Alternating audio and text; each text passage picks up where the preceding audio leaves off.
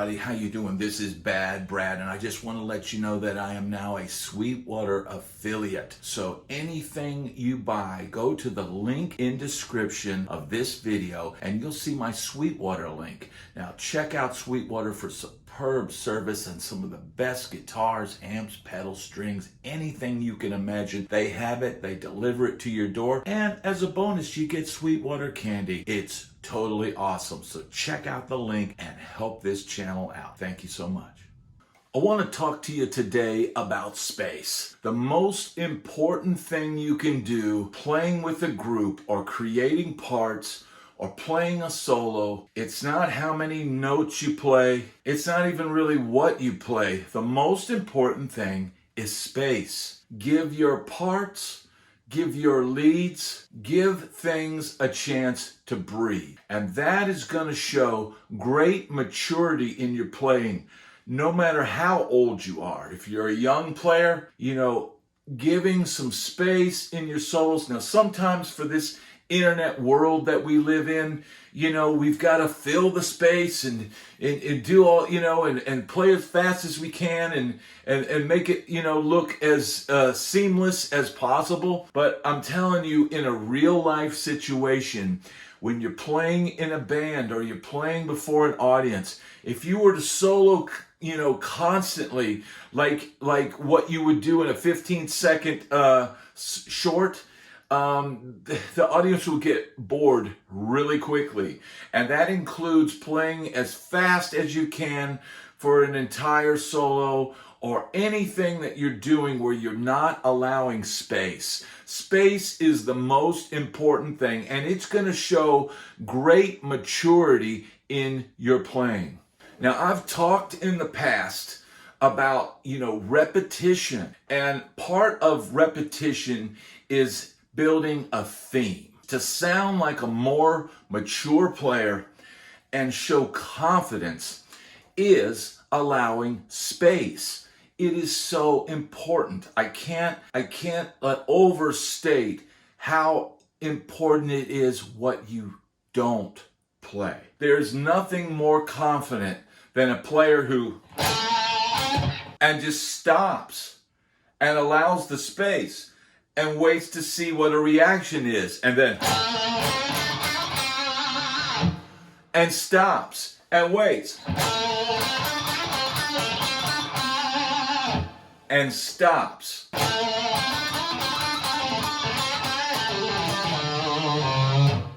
and stops. Allowing the music to breathe is going to have way more impact and mean way more to the listener than overplaying and trying to overcompensate for your lack of, shall we say, maturity. So this is really important. I often talk about, these themes, creating themes.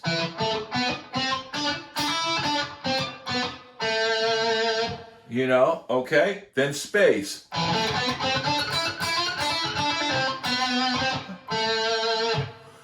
And let it breathe.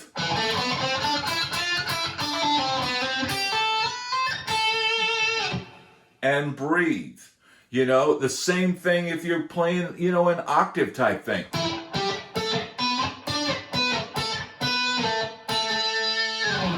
And breathe.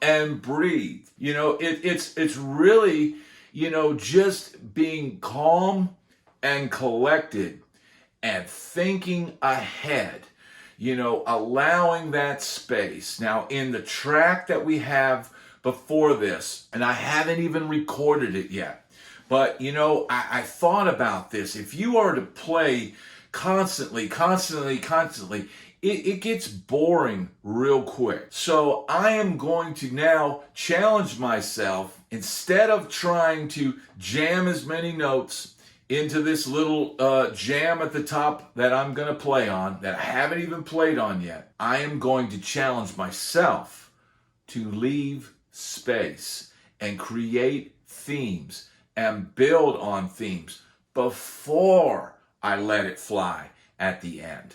Because you've really got to realize, and I see all kinds of players, and I have been different players over the course of my career. When I was 18, 19 years old, I was only concerned with speed. I was only concerned with how many notes I could play as fastly as possible. And that's what I worked on. And really, I feel that's a product of youth. And it was a product of the times that I was in, because it was the, 80s, late 80s. And the shredder thing was taking off. And you had all the Mike Varney, guitar players and all of this stuff going on, and GIT and Eddie Van Halen and Yngwie Malmsteen and on and on and on and on. And, that was the order of the day. You thought, man, if I could just play fast like that, I'll have a Ferrari like Yngwie, or I'll have a Lamborghini like Eddie Van Halen. If I can just,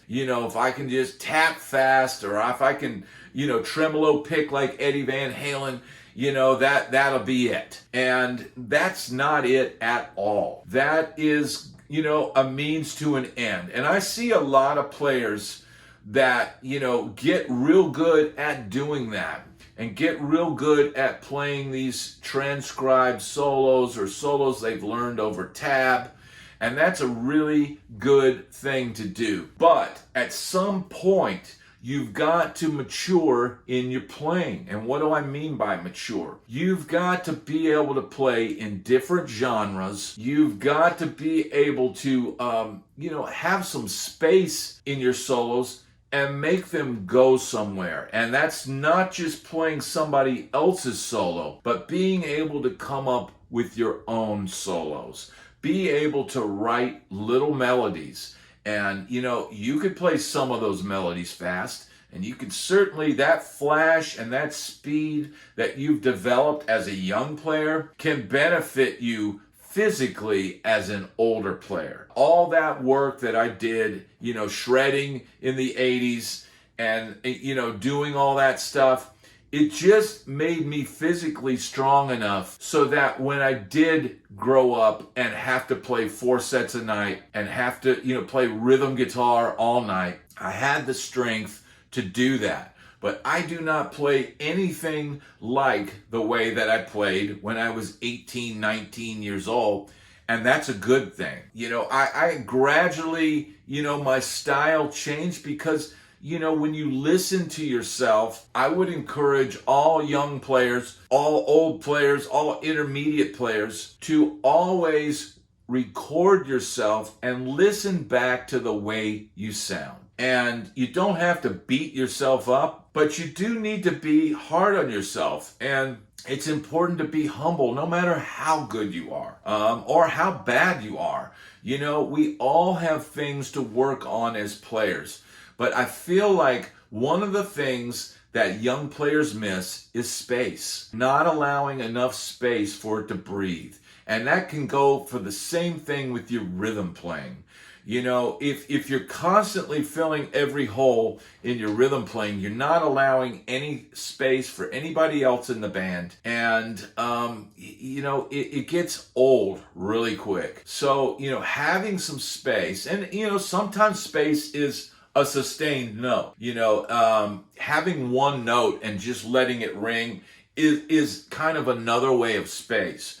But really, really important is your breaking points, your points where you stop, and letting the listener know that I'm here, I'm making a statement, I pause, yeah, I'm cool, and then boom, I make another statement, boom, I make another statement, and now I'm going to go for the jugular.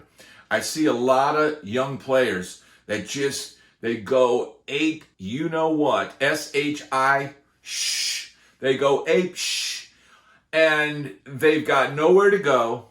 There's no space. And frankly, after a while, it gets really boring. I click off of videos all the time where I'm just seeing this endless stream of notes, and I don't know whether it's their stream of notes or somebody else's, but unless you're Matteo Mancuso, and you've got an amazing vocabulary of melodic ideas, just playing as fast as you can in the scale of the song, of, one scale or whatever.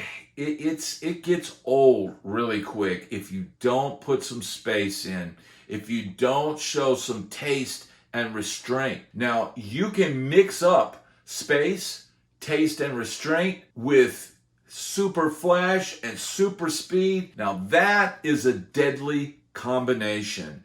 And if you master the art of space, know when to use it, and then build your solos up to an explosive finale, then you have graduated to being a great guitar player. I hope this lesson has helped you out there today. And if it has, please hit like and subscribe and hit that notification bell so you don't miss any of my videos. I appreciate you so much for watching, and I'll see you on the next video.